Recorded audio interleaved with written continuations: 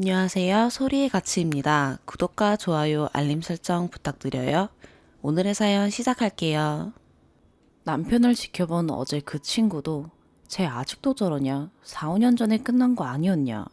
만약 널 손찌검 한다면, 마지노선을 넘는다면 너 못난 여자도 아닌데 계속 살지 마라. 이혼해라.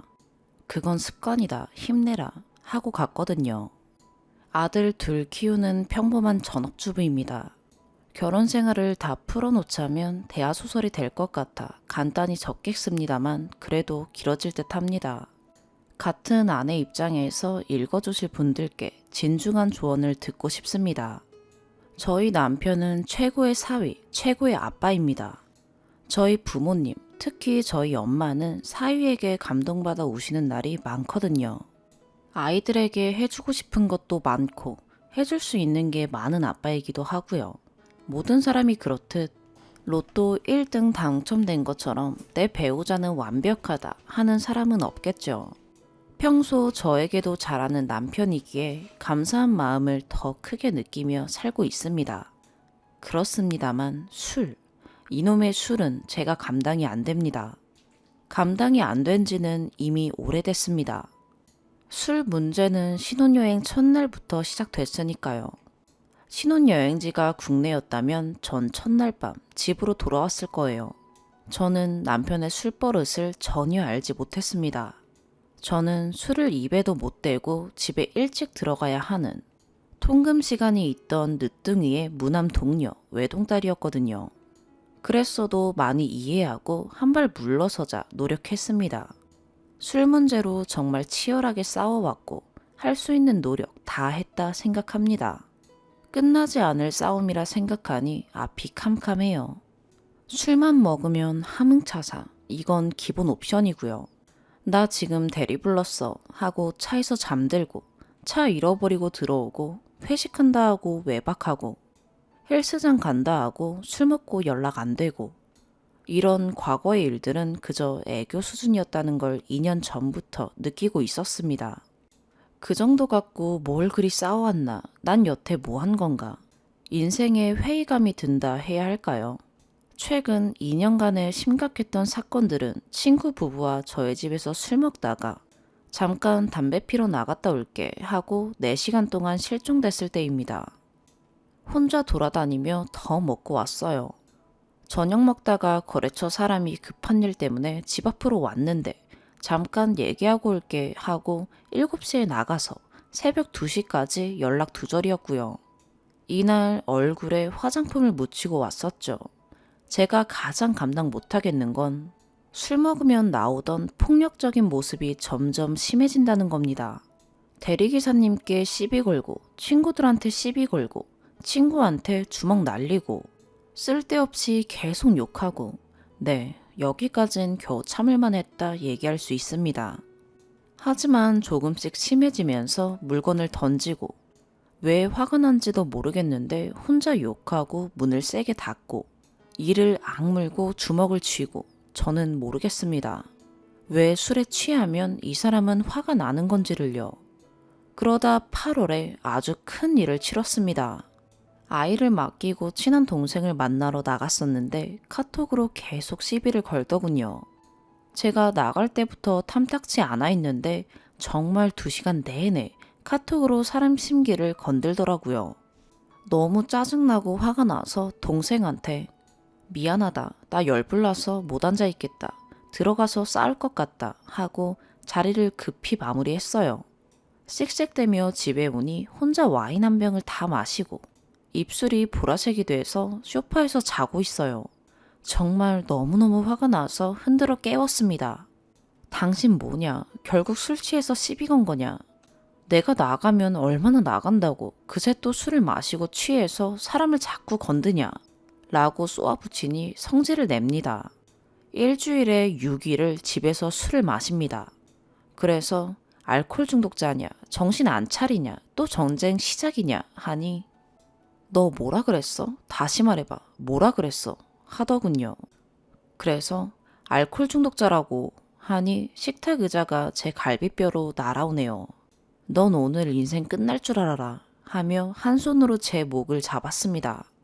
제 목을 꽉 조르며 주방 싱크대로 밀어붙이는데 전 아무 힘도 쓸 수 없이 숨이 막혀왔고 정말 머리가 하얘졌습니다. 손을 놓자 다리가 풀려서 주저앉았어요. 피하고 싶은 본능이었는지 구석을 찾아 앉아서 곤히 자는 아이들이 깨지 않기만을 바랬습니다. 하지만 남편은 아직 뭔가가 안 끝났는지 칼을 집어들었습니다. 정말 날카로운 우리 집 본나이프, 그걸 들이밀며 가만 안 둔답니다. 저도 그때는 눈에 뵈는 게 없었어요.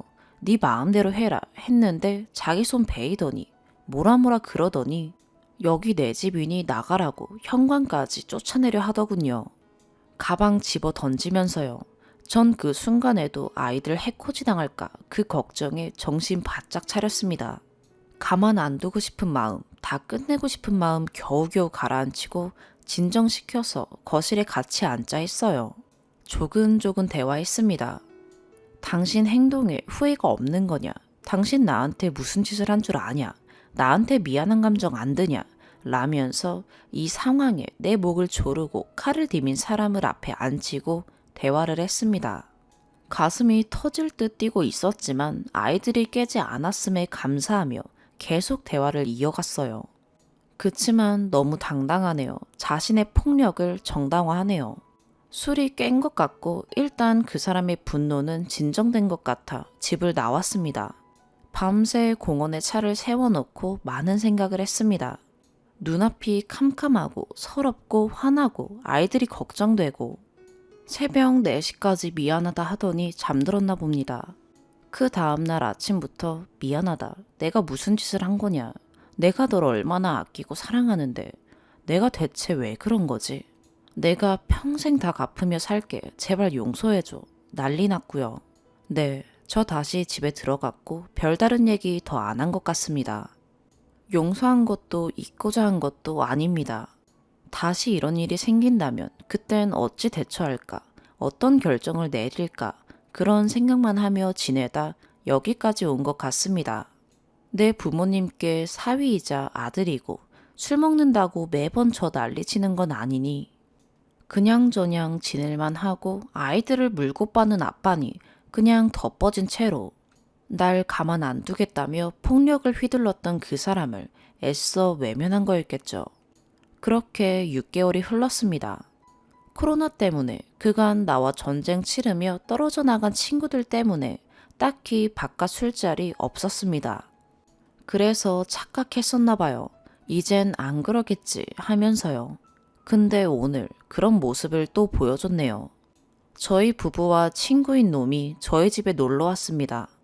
친정 부모님이 아이들 데리고 주무신다 하셔서 저는 따로 나가 지인들과 밥 먹고 차 마시고 11시쯤 집에 온 거고 남편은 그 친구와 1차로 밖에서 마시고 아쉬우니 우리 집에 데려온 거죠.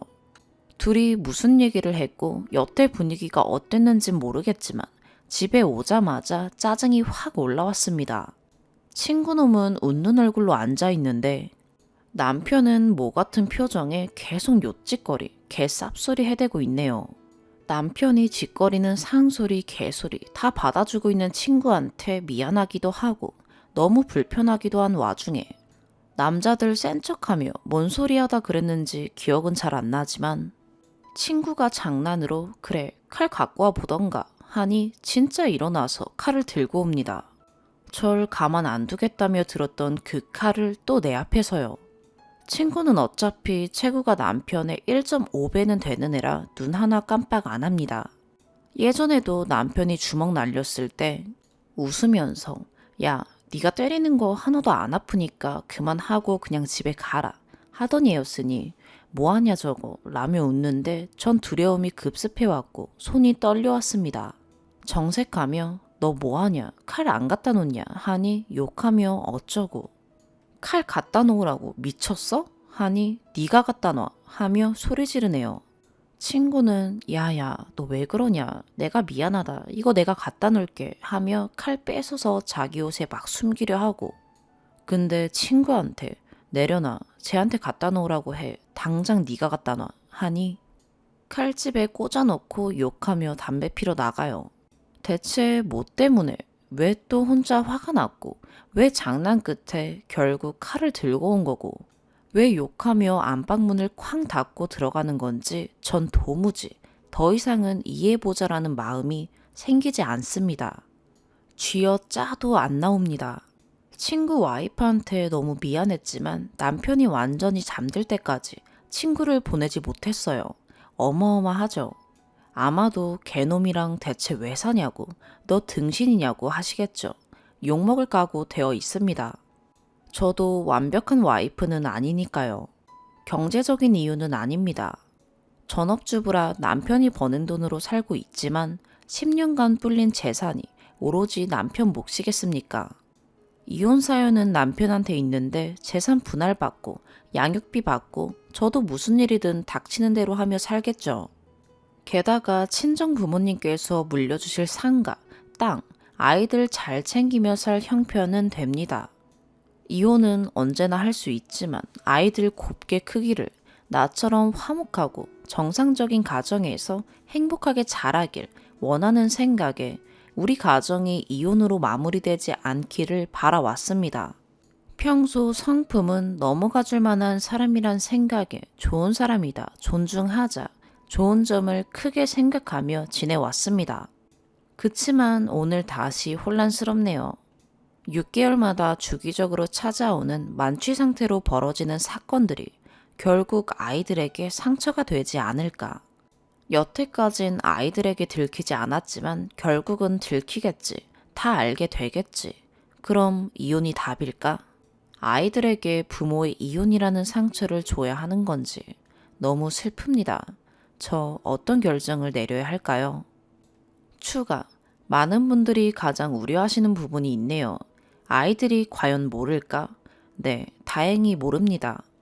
아직 어려서 자다 깨면 자동 반사적으로 엄마 아빠 찾고 울고 밖으로 나오거든요. 소란 피울 때마다 아이들 자는 걸 항상 체크해 왔고 집이 좁지 않아 아이들 방까지 큰 소음은 막을 수 있었습니다. 오늘 댓글 보고 걱정되어 큰애한테 살짝 묻기도 했습니다.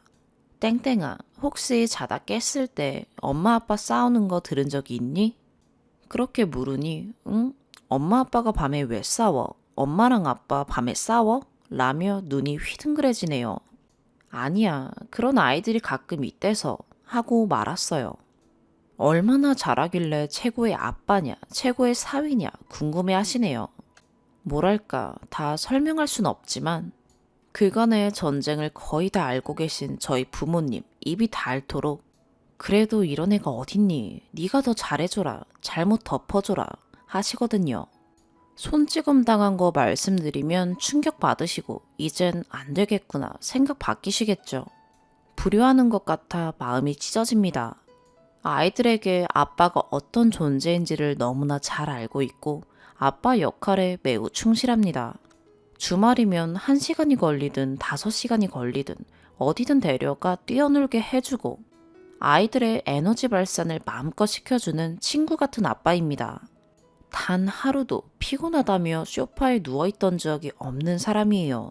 제가 아침잠이 많으니 그냥 자라고 혼자 아침 차려 먹고 애들하고 종일 힘든 거 잘 알고 있는지라 이 메뉴 재료 준비만 해놔. 내가 음식 할게 하고 못하는 요리도 없습니다.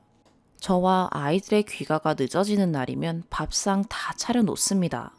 뭐 하나라도 만족시켜주려고 애쓰고 제가 만족해야 본인도 그제야 웃으며 마음 놓여하는 그런 사람입니다.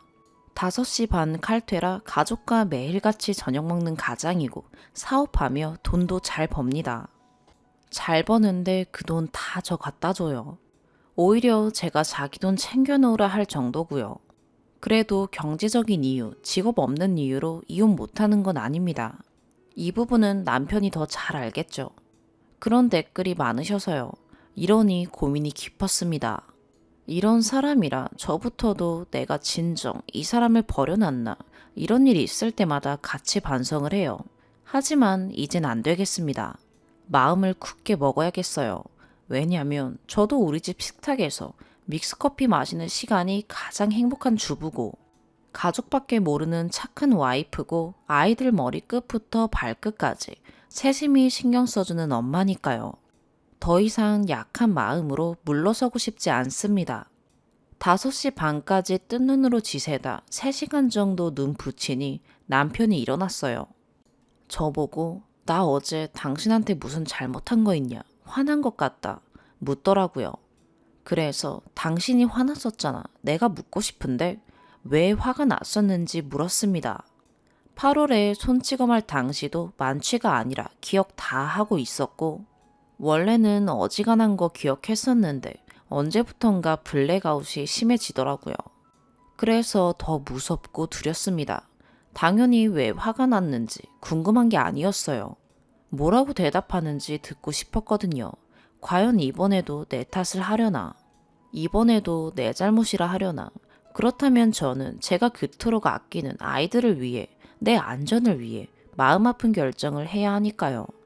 역시나 저 때문에 화가 났었답니다. 며칠 전에 아이들 책과 관련해서 사소한 언쟁이 있었었는데 그게 안 풀리고 쌓였었답니다. 저는 한 작가에 대한 얘기를 하며 그분 책을 읽어주는 TV 기능이 있어 너무 좋다. 이런 얘기 하는데 갑자기 말을 끊더니 책은 진짜 그만 사라. 읽는 것도 활용 안 하는데 하네요. 무슨 얘기하는지 끝까지 듣지도 않고 말 끊는 것도 황당한데 열심히 읽고 있는 책을 장식품 취급하는 게 화나더라고요.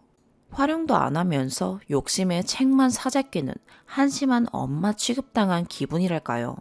자기가 아이들 책 읽는 거 본 적 없다며 저는 싸운 당일도 그 전날도 잠들기 전에 책을 읽어줬고 작년 한 해 아이들 유치원을 겨우 2달 보내며 나머지 10개월을 집에서 공부시키고 운동시키고 책 읽고 매일을 열심히 지냈는데 퇴근하고 와서 3, 4시간 동안 책 읽는 거 본 적 없다고 활용을 안 한다뇨.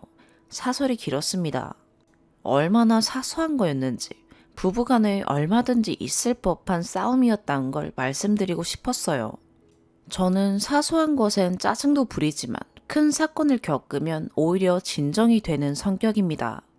따사로운 햇살이 들어오는 소중한 아이들 방 안. 아기자기 이쁜 아이들 침대 2개에 각자 걸터 앉아 이혼 얘기를 꺼냈습니다. 눈물이 멈추질 않더군요. 난 당신이 너무 무섭다. 나 겁 많은 거 알지 않냐. 내가 진짜 세상과 단절할 수도 있다는 생각이 들어 두렵다. 이 순간에도 당신이 밉고 싫은 거 아닌데 어쩔 수가 없다. 이혼하면 어떻게 할 생각이냐. 난 진단서도 동영상도 없다. 도의적인 책임을 물었습니다. 그러니 내가 나가야지. 이 집에서 너랑 애들이 편히 지내야지 하네요. 그래, 알았다. 오늘부터 나가라. 그러면 나가기 전에 선택해라. 반년이 걸리든 1년이 걸리든 금주하고 알코올 중독 치료 받으며 새 사람 되어 다시 들어오던지 이혼하던지 그러니 전자를 택합니다. 미안하다. 가족을 잃을까 두렵다. 내가 노력하겠다. 아무렇지 않은 척 애들에게 아빠 일 때문에 조금 멀리 다녀와야 한다 하는데 애써 밝게 말하려는 말끝이 흔들리더군요. 눈물 많은 큰애는 담담히 아빠 가는 거 보더니 이내 트램폴린 밑에 들어가 울다가 침대에서 이불 쓰고 울다가 하네요. 둘째는 형 왜 울어? 나도 안 우는데 아빠 금방 온다잖아 하고요. 저녁 먹이며 왜 그렇게 우니? 많이 슬퍼? 하니 매일 곁에 있는 아빠가 며칠 있다 온다잖아. 그래서 슬퍼 합니다. 실제로 2박 3일 출장 때에도 2박 3일을 울던 녀석이라 심히 걱정이 됩니다만 제가 강해져야겠죠. 아빠가 우리 가족 위해 열심히 일하실 시간이 필요해. 일하는 곳이 너무 멀어서 아빠 출퇴근 힘들까봐 우리가 배려해주는 거야. 울지 말고 힘내자. 아빠 위해 더 열심히 살자 하며 다독여줬습니다. 울음 그치고 밥 잘 먹네요. 자기 전에 또 울겠죠. 이젠 부모님께 뭐라 해야 하나.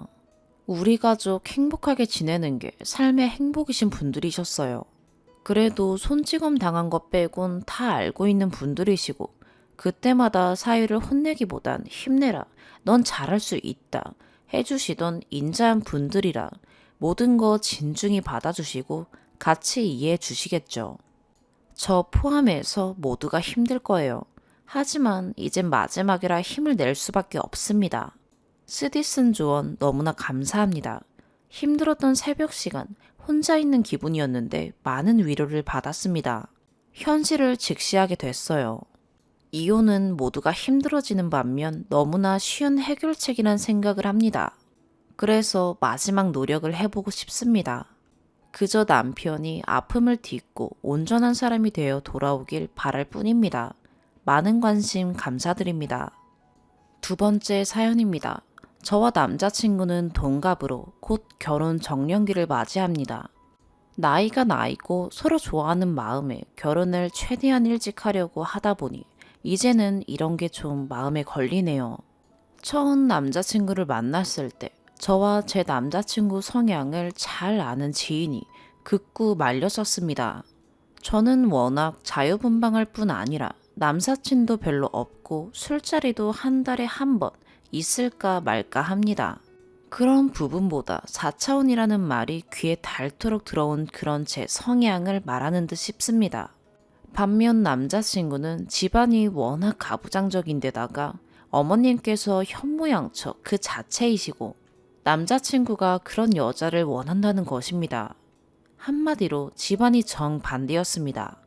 저희 집은 어머니, 아버지 모두 돈을 버시고 아버지께서 워낙 부엌 일을 좋아하셔 대부분 요리를 아버지께서 하시고 어머니는 아버지보다 10살이나 어리셔서 아버지께서 거의 어머니와 저와 여동생을 공주, 왕비 대하듯 하십니다. 남자친구네 집은 어머님께서 전업주부이신데 아버님께 큰 소리 한번 안 내시고 아들 둘과 아버님께 하나부터 10까지 맞춰가며 살고 계십니다. 이런 성향을 걱정한 지인 말을 처음에는 조금 신경 썼으나 같이 있을 때 항상 직접 요리하고 필요한 물건도 저는 귀찮다는 이유로 항상 실내에 있고 남자친구가 살아나가는 모습을 보고 지인의 말을 잊고 지냈습니다. 현재 남자친구와 사이가 안 좋아질 정도로 자주 싸우고는 하는데 요즘 자꾸 지인의 말이 생각납니다. 예전에 싸울 때는 이런 말을 언급한 적이 없는데 어제 싸운 것만 해도 서로 싸우는 와중에 남자친구가 화가 난 상태에서 아무 이유 없이 무조건적으로 순종하라는 말을 수십 번은 하는 겁니다. 제가 화도 내지 않고 답답해서 왜 그러냐고 이유를 말해야 네 말을 따르지 않겠냐 라는데 이미 자신이 머리 끝까지 화가 났는데 이 상황에서 자신의 말을 안 듣는 제가 안이 꼽다는 겁니다. 말이 점점 심해지더니 무조건 순종하랍니다. 그런데 그 순종하라는 말이 연인 사이에 쉽게 나올 말인지 저는 이해가 안 갑니다. 설에는 여자는 결혼하면 무조건 남자 집 사람이랍니다. 저는 딸만 둘인 집이라 더 반발심이 생긴 건지 그 말이 도무지 이해가 안 돼서 어쩔 수 없이 같이 살려고 맞추는 거지 남자 집에서 차례 지내고 2일 내내 일하고 친정 가는 것은 악습이라고 말했습니다. 이건 제가 격하게 말한 것 같다는 생각은 듭니다. 그러다가 결국 싸움이 되어 제가 차례 지내는 것까진 몰라도 밥 먹고 설거지 했으면 바로 친정을 가야 하지 않겠냐. 우리 부모님은 그렇다 치고 늦게 가면 나는 다른 친척들 얼굴은 대체 언제 보냐 했습니다. 저희가 사촌만 10명 중 여자가 7명이기 때문에 사이가 정말 돈독합니다. 참고로 차례도 정말 늦게 지냅니다. 보통 차례는 아침에 지내는데 이 집은 점심에 지내요. 어쨌든 차례 지내고 밥 먹고 설거지하면 5시랍니다. 거기다가 외갓집을 꼭 들려야 된답니다. 친정 가자고 징징거릴 거면 결혼할 생각하지 말라는데 정말 실망감을 이루 말할 수 없네요. 너희 어머니 아버지 보지 말란 거 아니지 않냐는 말을 합니다. 외갓집까지 가면서 자기는 친척들 다 만나고 저는 아버지 어머니만 보나요. 저도 사촌들 만나고 싶은데 결혼 전부터 이런 모습이면 저도 미혼이나 주위에서 주워들은 게 있으니 평생 의지에 믿고 살 사람이 맞나 싶어요. 솔직히 제가 너무 예민한 건지 이게 고려할 일인지 조언 부탁드립니다. 제 편이 되어달라 욕하는 것 아니고요. 저는 정말로 잘 모르겠어서 이렇게 조언 구합니다. 사람이 결혼해서 서로 각자 다른 인생을 살아온 사람끼리 함께 지내면서 당연히 싸울 수 있고 실망할 수 있고 서운할 일 없지 않을 것 압니다. 하지만 이건 각자 개인의 일이 아닌 서로의 가족도 관련된 일이라 제겐 조금 심각합니다. 이것 빼면 참 괜찮은 남잔데 싶지만 사실 그 이것 빼면이라는 말이 불행을 부른다는 생각도 하고 있습니다. 추가. 어제 글을 올리기 전날부터 오늘까지 천천히 생각해봤어요. 예전에 같이 서로 집안 얘기를 하면서 나는 이런 집에서 자라고 우리 부모님은 이런 분이신데 너희 집하고 너무 달라. 너가 원하는 여자이지 못할까 걱정된다 말했었어요. 그랬더니 자신의 어머니는 예전에 아버님 아프실 때도 너무 고생하시고 형이 방황할 때도 너무 고생하셨단 걸 봤기 때문에 여자는 꼭 일을 하는 게 아니라도 문화센터도 다니고 하면서 스트레스도 풀고 남편도 같이 가사 일을 도와야 한다고 하더라고요. 그런데 지금 생각하면 그 얘기는 딱 그만큼만 말한 것 같아요. 너 취미생활하며 살아라. 내가 청소랑 밥은 가끔 하겠다. 딱 이만큼만 말한 듯 싶네요. 그 이상을 생각한 건 없는 것 같아요. 사실 이런 것 외에도 애완견 문제도 있기는 해요. 저희 집에 10살 넘은 강아지가 있는데 유기견이었어요. 아파서 버려진 것 같더라고요. 간질부터 심장병, 기관지도 문제고 큰 수술도 2번이나 있었어요. 10년 가까이 우리 가족들이 돌본 덕에 병도 호전되었고 예전에는 버려졌던 기억에 혼자 집을 못 봤었는데 이제는 혼자 잘 있어요. 그런데 아무래도 10년 가까이 약을 많이 먹은 터라 강아지가 노후가 걱정돼요. 치매도 걱정돼서 매일 산책시키고 이빨도 매일 닦이고 있고 간식도 직접 블루베리 등 갈아 만들어 먹이고 근데 이게 단지 반려견이라 개님 이러면서 신경 쓰는 게 아니거든요.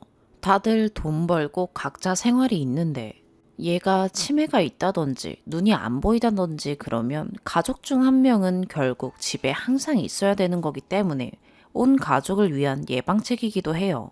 남자친구는 애완동물이 없으니 그게 좀 좋게 보이지는 않았나 봐요. 그럴 수 있다고 생각해요.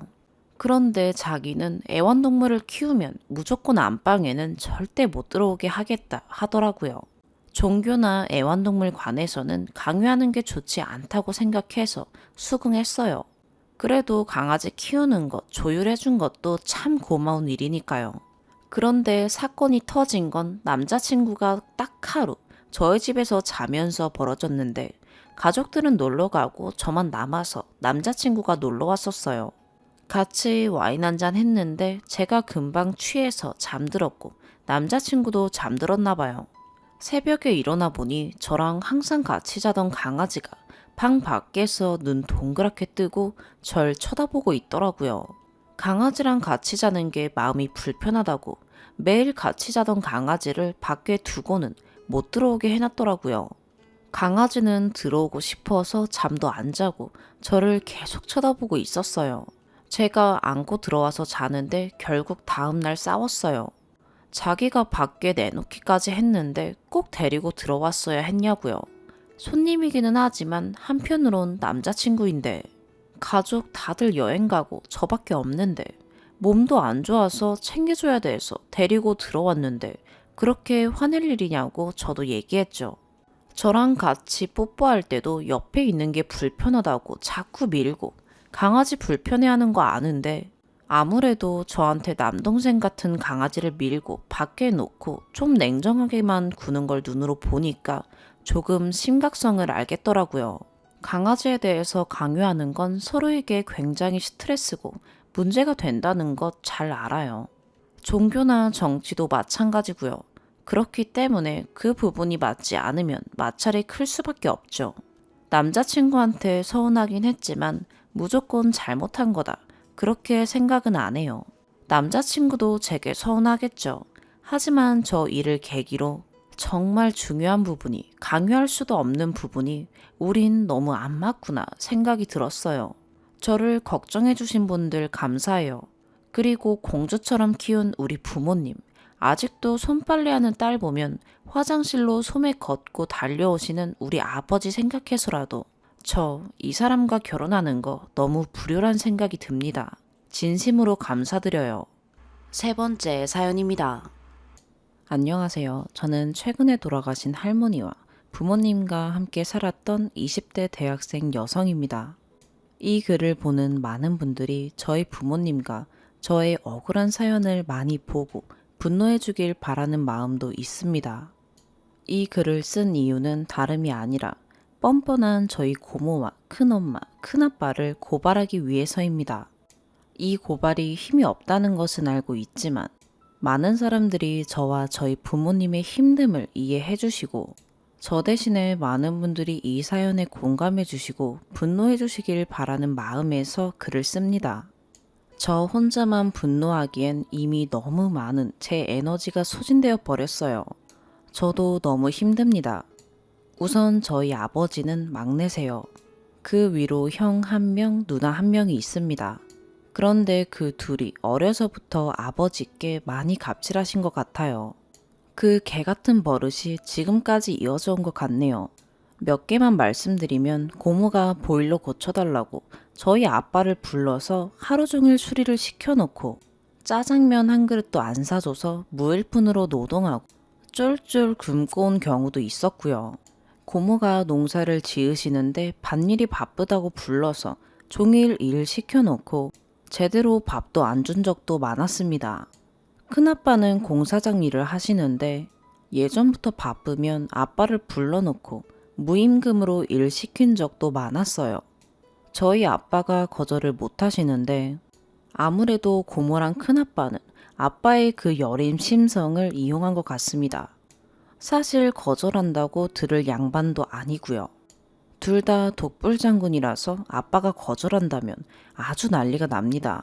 어떻게든 제 뜻을 이룰 때까지 아빠에게 계속 욕이든 말이든 쏘아붙여서 결국 아빠가 굴복해버려요. 전형적인 가스라이팅 수법이지요. 저희 아빠는 큰아빠가 지어놓은 빚도 다 갚았습니다.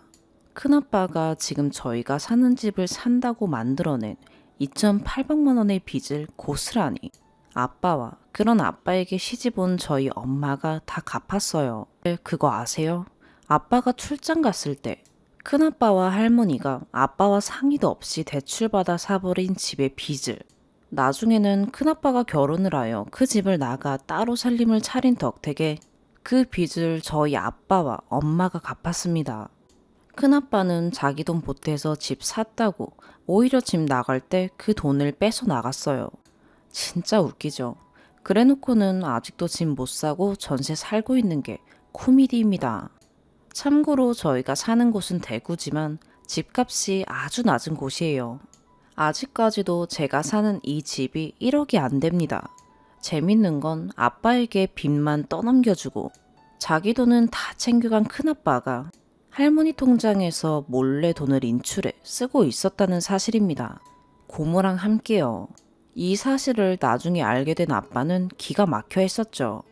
이게 끝이 아닙니다. 할머니가 제가 4살 때인가 6살 때인가 위암에 걸리셨는데 그때 항암 치료와 수술을 하려 병원에 왔다 갔다 하는 모든 과정을 저희 엄마랑만 했어요. 수술비와 치료비도 모두 저희 아빠가 부담했습니다. 저희 집은 아빠만 일하는 외벌이였고 고모네 집과 큰아빠네 집은 모두 맞벌이였는데 말이죠. 고모는 할머니와 한 번 병원에 같이 간 뒤 나는 이 짓을 못하겠다면서 2번 다시는 안 했고 수술비와 치료비도 하나도 보태주지 않았습니다. 문병도 안 왔어요. 그렇다고 평소에 생활비는 보태주느냐? 할머니가 좋아하는 거 사들고 방문하느냐? 그것도 아닙니다. 되려 매번 연락도 없이 빈손으로 와서 저희를 당황시킨 적이 더 많았습니다. 상전처럼 갈 때는 아빠가 데려다 줬고요. 큰아빠도 마찬가지로 병원에 데려가지도 않았어요. 돈도 하나도 안 보탰어요.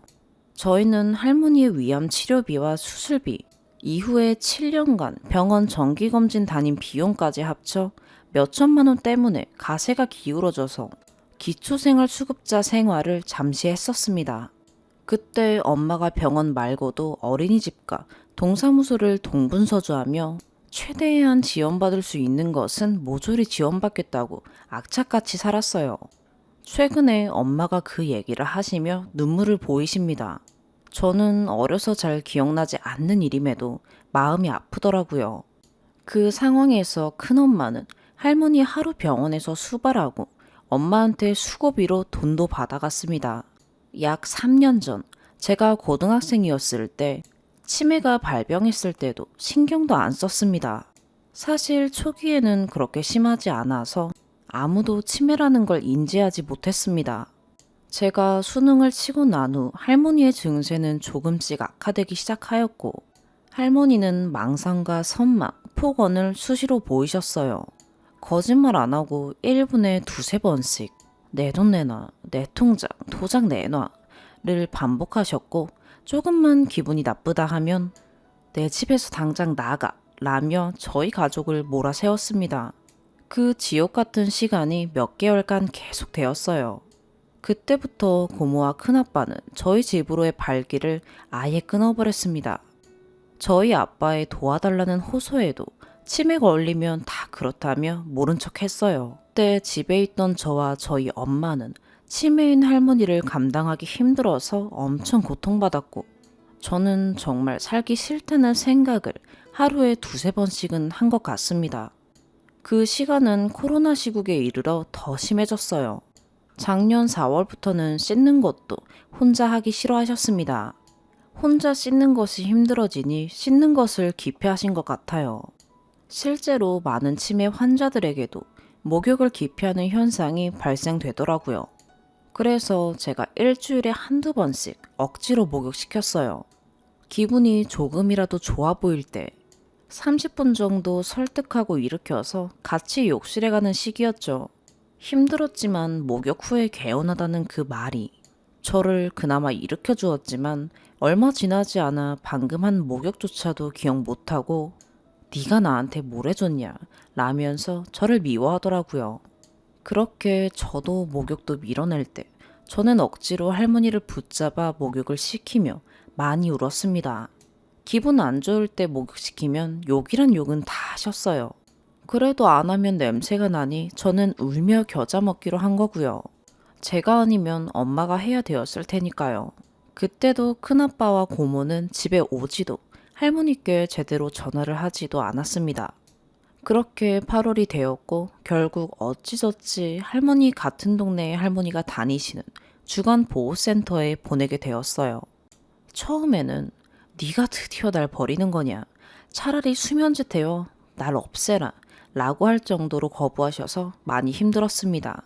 아침마다 가야 한다고 호소했던 기억이 아직도 뇌리에 생생합니다. 그래도 착한 요양보호사님이 매일마다 집에 오셔서 할머니를 달래며 설득한 덕에 나중에는 요양보호사님을 좋아하고 따르면서 잘 다니셨어요. 그렇게 조금 살만한 시간이 잠시 이어졌지만 11월부터는 급격히 불편해지는 거동 덕에 다시 힘든 생활이 이어졌습니다. 홀로 일어나길 힘들어 하셨고 툭하면 머리가 아프다고 하셔서 집에 있을 때는 계속 누워 있으려고만 하셨어요. 기억력이 급속히 퇴화하여 옆에 둔 틀니도 기억 못 하시고 침대에서 낙상하거나 발을 헛디뎌 앞으로 고꾸라지는 일이 많아졌습니다. 대소변도 가리기 힘들어해 노인용 기저귀를 차기 시작했는데 그것도 매일 제가 갖다 주며 갈아드려야 했어요.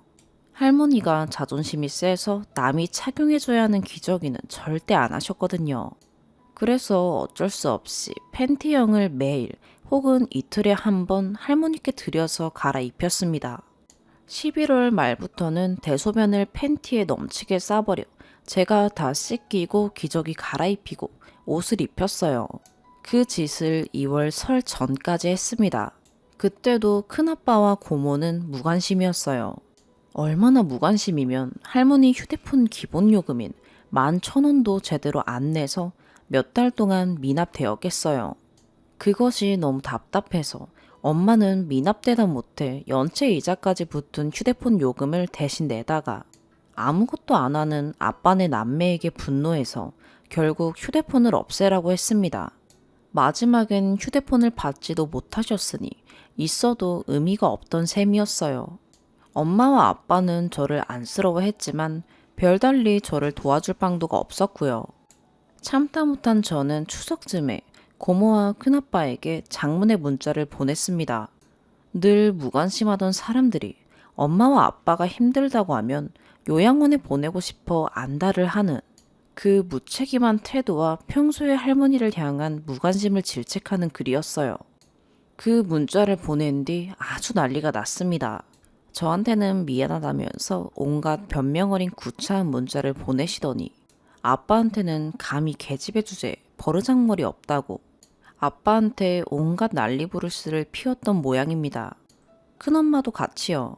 그것을 빌미로 당연히 아빠에게 주어져야 하는 이 집 증여도 못하게 했어요. 치졸함의 끝판왕이죠. 더 웃긴 것은 이런 고모의 태도에 화가 난 엄마가 추석 때 안 가버리니까 어디서 감히 며느리가 시댁에 안 오냐고 할머니와 단 둘이 간 아빠에게 온갖 성질을 냈나 봅니다. 아빠는 거기서 또 아무 말 못하고 주눅 들어 있었겠죠. 애초에 자기 엄마 보러도 잘 안 오던 양반이 21년 동안 겨우 한 번 추석에 시댁 안 갔다고 우리 엄마를 비난하고 조롱하는 게 말이 됩니까? 심지어 고모는 제가 아는 한 한 번도 저희 엄마와 큰엄마가 추석 음식 하는 것을 도운 적이 없습니다. 매번 제사 끝나고 와서 차려진 음식 집어 먹고 혼자 다 싸가기만 했었죠. 가족들 다 같이 온 것도 아닙니다. 매번 온 것도 아니에요. 몇 년에 한 번 기분 내킬 때 제사 끝나고 와서는 감나라 배나라 오만 소리는 다 했었습니다. 자기 아버지 제사인데도 말이죠. 저는 여기서 이미 그들에 대한 오만정이 떨어졌습니다. 나중에는 시댁도 안 갔는데 엄마 친정은 왜 갔냐고 아빠한테 그랬나 봅니다. 아빠가 그 전화는 바로 끊더라고요. 참 코미디죠. 최근에도 이런 기가 막힌 일이 있었습니다. 설 끝나고 고모와 큰아빠가 앞장서서 할머니를 요양원을 보냈습니다. 참고로 엄마랑 아빠는 할머니를 요양원에 보낼 필요성을 느끼고는 있었지만 보내놓으면 보기 힘들다는 생각에 어쩔 줄 모르고 있었어요. 정작 보내고 난 후부터는 비대면 지침 때문에 면회가 불가능한 요양원을 큰아빠, 고모, 큰엄마 번갈아 가며 일주일에 3-4번씩 찾아가고 그렇지 않으면 직원에게 전화하면서 민폐를 끼쳤다는 사실입니다. 오죽하면 저희 엄마한테 전화와서 친지분들이 너무 많이 면회를 온다고 이러면 안 된다 하는데도 온다면서 하소연을 했을까요? 아니, 그럴 정성이 있으면 진작에 우리 집에 와서 할머니 얼굴 한 번이라도 더 보고 맛있는 거 한 번이라도 더 사주셨어야 하는 거 아닌가요? 왜 이제 와서 할머니를 보겠다고 애달파하는 건지 저는 도저히 모르겠더라고요. 아빠한테도 전화해서 요양원에 할머니 안 보러 가겠냐고 고모가 그랬을 때는 정말 재밌었습니다. 하지만 할머니는 요양원에 계신 지 거의 2주가 다 되어갈 때인 지난주 금요일 새벽에 긴급하게 대학병원으로 이송되셨습니다. 며칠 전부터 숨쉬기 힘들다고 하셔서 호흡기줄을 꽂아놓고 있었는데 할머니 산소 포화도가 갑자기 낮아져서 생명이 위독해진 게 이유였습니다. 연락 받자마자 엄마하고 아빠가 병원에 가니 이미 큰아빠와 고모가 오셨더라고요. 그런데 할머니가 사경을 헤매는 상황에서도 고모는 할머니가 아픈 모습을 아주 잠깐 보더니 이 병원에서 수발하는 거 누가 하니? 라며 마치 자기 엄마를 남인 양 대했다는 겁니다. 그걸 보다 못한 아빠가 성질이 나서 큰아빠와 고모 보고 그냥 가라고 하고 출입증 받아서 보호자를 자청했습니다. 회사도 이틀간 휴가를 내고요. 그렇게 이틀을 할머니가 필요한 것을 나르랴, 부족한 점 보충하랴, 집을 왔다 갔다 하면서 고생하시다가 결국 할머니 임종도 지키셨습니다. 마지막엔 편하다고 말하며 눈을 감은 채 스르르 가셨다 하더라고요. 할머니가 없다는 사실에 마음이 아팠지만 한편으론 더 고통스럽게 가지 않아 마음이 편안했습니다. 장례식 때도 아빠가 동분서주 뛰어다니며 고생했습니다. 손님의 8알이 아빠 쪽 손님이었거든요. 한 회사에 30년을 다닌 아빠 쪽 직원들이 와서 아빠를 많이 달래주더라고요. 장례 부조도 아빠 쪽 사람들이 반이었습니다. 그런데 희한한 건 고모가 자꾸 할머니가 예전에 가지고 있던 통장을 들먹이며 그 돈을 내놓으라고 했다는 사실입니다. 고모 앞으로 온 개인 부조도 다 달라고 하더라고요. 아빠 앞으로 온 부조는 정부 장례비에 들어갔는데 그건 생각도 안 하고 장례식도 다 끝나고 사무제도 다 끝난 이후인 오늘 무턱대고 전화가 와서 자기 계에서 온 부조 50만 원을 제외한 부조를 통장으로 붙이라고 했답니다. 재미있는 건 개인 부조도 고작 50만 원밖에 안 됩니다. 고모가 일부러 안 알려서 그렇다더라고요.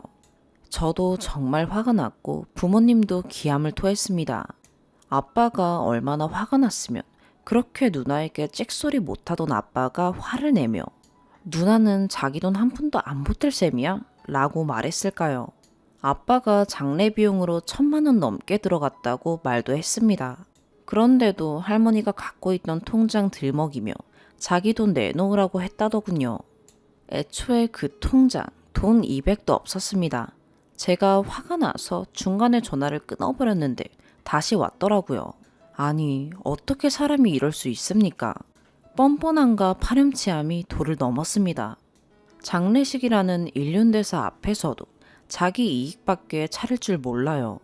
아빠는 더러워서 내가 보내준다면서 엄마랑 같이 돈 보내줄 겸 병원 갈 겸 아까 집을 나갔습니다. 엄마는 연을 끊으라고 하던데 아빠도 이젠 못 참겠는지 진정 연을 끊을 작정인 것 같아요. 사실 예전부터 아빠한테 도움이 안 되는 사람들이어서 엄마가 연 끊으라고 계속 그랬는데도 그래도 누나인데 어떻게 그러냐고 하던 인간이 저희 아빠였거든요. 이렇게 누나인 고모한테 애틋한 저희 아빠인데 왜 고모라는 작자는 그렇게 자기 이익밖에 차릴 줄 모를까요? 제가 고모가 꿈뻑 죽을 만큼 사랑하는 아들한테 말한다고 했더니 어른 일은 어른대에서 끝내게 두자고 말하지 말랍니다. 여러분들도 말하지 않는 게 좋다고 생각하시나요? 근데 저는 계속 저만 아는 게 너무 속이 터져요. 다른 사람들은 아무도 모르는데 저와 저희 동생만 저희 부모님의 분노와 슬픔을 알고서 달래주고 하는 일에 저는 너무 지쳐버렸어요. 언제까지 저보다 나이도 많은 그 아들은 모르게 놔두어야 하나요? 그 아들은 모를 겁니다. 그분이 워홀 가고 싶은데 자금이 없어서 부모님께 도움을 요청했을 때 고모도 돈이 없어서 저희 아빠한테 워홀 자금 400만 원을 빌린 사실을요. 그 돈을 겨우 10만 원 보태서 4년이 훨씬 지난 작년 12월에 갚았다는 사실을요. 그 10만 원도 고3인 제 동생 쓰라고 보내준 겁니다. 돈의 이자가 아니라요. 말하는 김에 그것도 다 말해버릴까요? 그러면 집안 싸움이 나겠죠. 작년 설날 엄마가 할머니 모시는 게 힘들다며 큰엄마에게 하소연했을 때 그러게 누가 그러고 살래? 라고 엄마에게 그랬던 인간입니다. 이제는 장례 비용 치르고 남은 금액을 아빠가 반반 나누자고 했습니다. 참고로 엄마는 그 돈은 우리가 아빠 남매들 지원 없이 할머니를 모셨으니 우리 보고 가지라고 그들이 주는 게 당연한 도리라고 했지만 아빠는 그들이 그런 호의를 베풀 깜냥이 없다는 걸 진작에 알았는지 큰엄마한테 남은 돈을 반반하자고 했습니다. 그랬더니 네, 그럽시다 라며 좋아했던 사람입니다. 장례 비용으로 쓰여야 할 부조 20만 원을 자기 친척 교통비로 몰래 빼내기도 했어요. 그런데도 나중에 엄마가 남은 돈 반반 못한다고 하니까 그럼 20만 원만 빼고 돌려달라더군요. 진짜 뻔뻔하죠. 큰아빠도 똑같습니다. 사고만 치고 수습은 동생인 우리 아빠에게로 미루는 인간입니다. 한 번은 폭행사고에 연루된 것 때문에 유치장에 가서 아빠가 아는 친척을 통해 변호사 선임해서 겨우겨우 빼줬는데 변호사 선임비도 안 주더군요. 진짜 분노에 토할 뻔했습니다. 수십 년째 누나 형에게 당하고만 사는 아빠의 딸로서 제가 뭘 할 수 있는 일이 없을까요?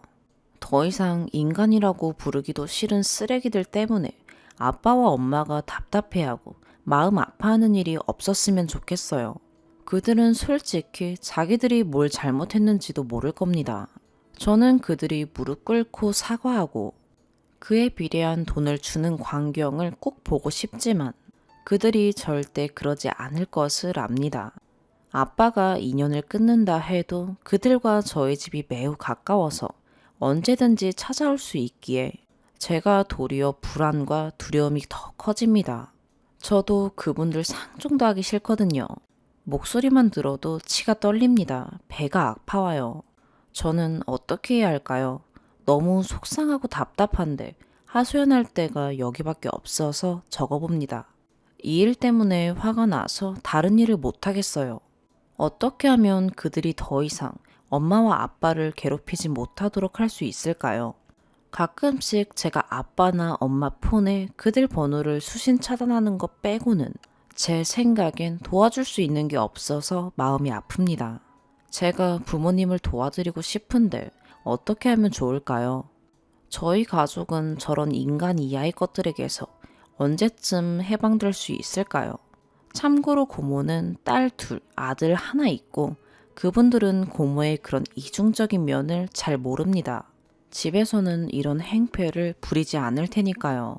큰엄마와 큰아빠는 아들 둘, 딸 하나가 있는데 그들도 잘 몰라요. 다만 그들이 자기 유흥으로 다 써버리고 집에 생활비도 제대로 안 주는 자기 아빠를 싫어한다는 것쯤은 압니다. 왕래도 별로 없고 친하지는 않지만 그들에게 확 다 말해버릴까요? 정말 속이 답답해서 미칠 것 같습니다. 네 번째 사연입니다. 두 번째 사연입니다.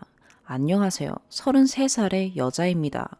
너무 답답해서 처음으로 글을 써봅니다. 저의 하나뿐인 남동생과 올케 문제입니다. 동생네 일인데 왜 신우가 그러냐 라는 말보다 제가 어찌해야 도움을 줄 수 있는지 조언 부탁드립니다. 지금 남동생은 올케와 4살 연상 연하입니다. 올케가 저보다도 나이가 많습니다. 그렇다고 불편하거나 그런 건 전혀 없습니다. 저희는 서로 형님, 올케 하며 존칭도 꼭 하고요. 제가 일이 좀 있어서 동생네 집에서 6개월을 같이 살았는데 그러면서 친구처럼 잘 지냈어요. 올케에 대해서도 좀 더 알게 됐고요. 제가 봐도 착하고 이쁜 사람이고 주위 사람들에게서 내조 잘하고 알뜰하고 착한 천상 여자라고 불리는 좋은 사람입니다.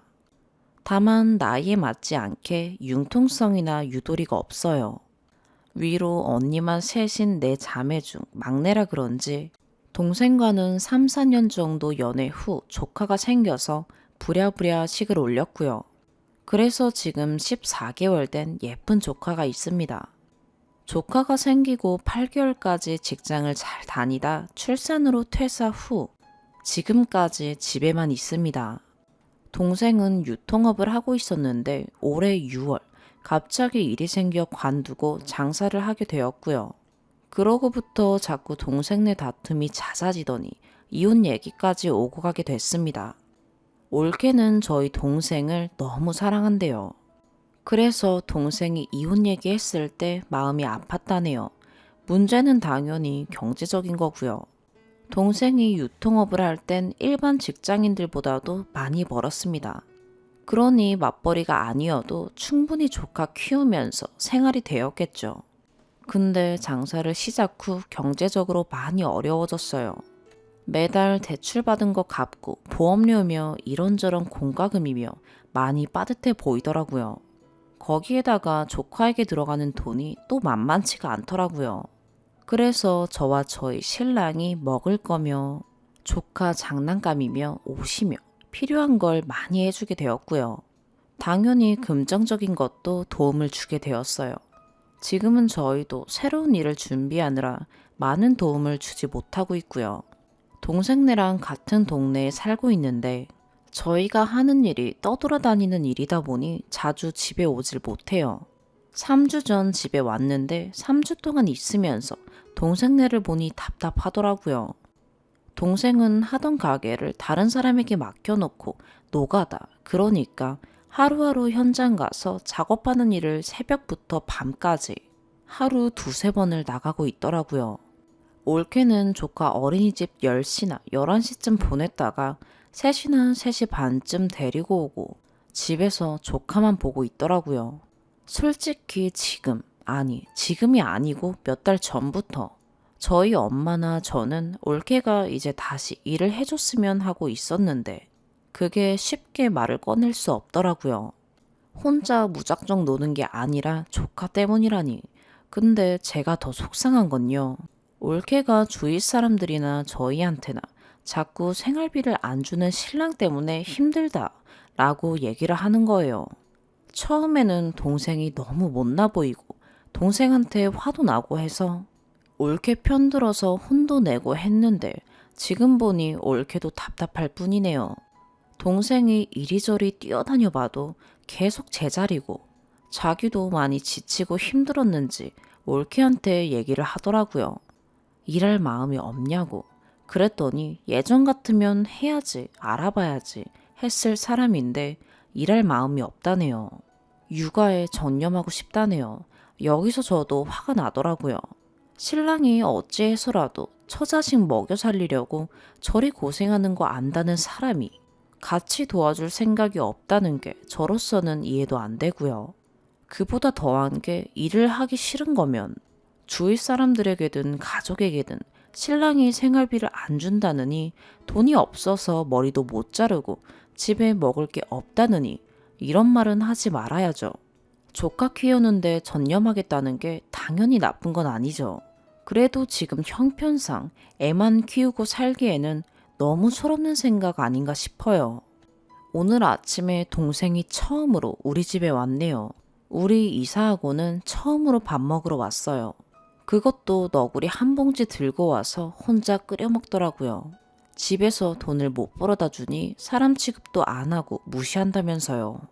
원래 동생 성격이 완전 상남자 스타일이라 가족한테고 친한 친구한테고 힘든 말, 어려운 말 전혀 안 하고 티도 안 내는 그런 놈인데 동생이 이런 말까지 하고 우리 집에 오는 모습 보니 오죽하면 누나랑 매형 있는 곳까지 올까 싶어 많이 암스럽긴 해요. 두서없이 막 적기만 해서 앞뒤 뒤죽박죽 엉망진창이네요. 생활이 안 될 만큼 어렵고 힘들다는 올케가 일은 하기 싫고 육아에만 전념하겠다는데 어찌해야 할까요? 누나라도 부부일이라 뭐라 말을 해주기도 그렇네요. 괜히 가족들 사이 나빠질까봐 조심스럽기도 하고요. 이럴 땐 어찌해야 될지 조언 부탁드립니다. 그리고 동생 아는 친한 형이라는 분이 계신데 그분 와이프분이랑 올케가 친해요. 같은 동네라 저희 부부도 몇 번이나 어울린 적이 있고요. 남자분보다 그 여자분이 능력도 좋고 집안 자체 돈도 많고 부유한 분인데요. 지금 제법 큰 회계 사무실을 하시는데 회계 쪽 공부해서 자격증 취득할 마음이 있으면 도와준다 그러고 그게 싫다면 사무실에서 일을 해도 된다고. 애기 때문이라면 편한 시간 맞춰주고 회계일이 아니라 그냥 서류 복사만 해도 월급은 이 정도 해주겠다고 했어요. 이건 뭐 그냥 도와주겠다는 거잖아요. 근데 그것도 싫다네요. 조카 생기기 전까진 자기 일에 굉장히 성실하고 책임감 강한 그런 올케였는데 말이죠. 조카가 소중한 건 잘 알죠. 저 역시도 하나뿐인 친조카라 제 자식처럼 너무 이쁘고 좋은데 그래도 먹고는 살아야 되잖아요. 계속 다른 사람들 도움 받으면서 살 순 없잖아요. 기분 상하지 않게 어떻게 말을 해야 될지 고민이 됩니다. 추가. 일단 금전적이며 물질적인 부분 다 모른 척 하기로 마음 먹었습니다. 조카 생각하면 더 챙겨주고 싶지만 안쓰러워도 참아야겠네요. 그리고 저는 올케가 싫거나 밉거나 그런 적 단 한 번도 없었고요. 마냥 착하고 이쁜 천상 여자라고 생각했었는데 최근 들어 제가 본 올케는 실망스러웠고 답답했어요. 일을 안 하겠다면 어디 가서든 신랑이 돈 안 줘서 살기 어렵다는 그런 말이라도 하지 않았음 하는데 올케 마음 상하고 동생이랑 더 악화될까봐 그런 말도 못하겠네요. 그리고 올케분 얘기도 들어봐야 한다고들 말씀하신 부분에 대해서는요. 6개월을 같이 살면서 서로 진심적인 말들 많이 했었고, 그때도 동생한테 서운하고 기분 나쁜 거 일일이 다 저한테 말했었어요. 그래도 기분 나쁘다거나 그런 건 없었고, 제 동생이 참으로 못났구나 싶어 동생한테 오히려 싫은 소리를 했어요. 같은 여자 입장에서 애기 낳고 올케 혼자 있는 게 안쓰러워 보였어요. 동생이 일 때문에 한 달에 열흘 정도 집에 들어올까 말까였거든요.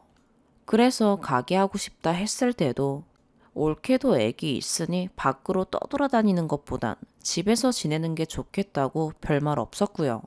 근데 생각처럼 일이 풀리지 않게 되고 경제적으로 어려워지게 되다 보니 점점 다툼이 잦아지고 지금 상황까지 되어버렸어요. 지금은 조카 이모, 그러니까 저랑은 사돈지간이고 올케 셋째 언니분이 2달 전부터 동생네 집에 들어와 같이 살고 있어요. 그래서 예전보다 저한테 동생에 대한 얘기가 줄긴 했어요. 오늘의 사연 여기까지입니다. 구독과 좋아요, 알림 설정 부탁드려요. 시청해주셔서 감사합니다.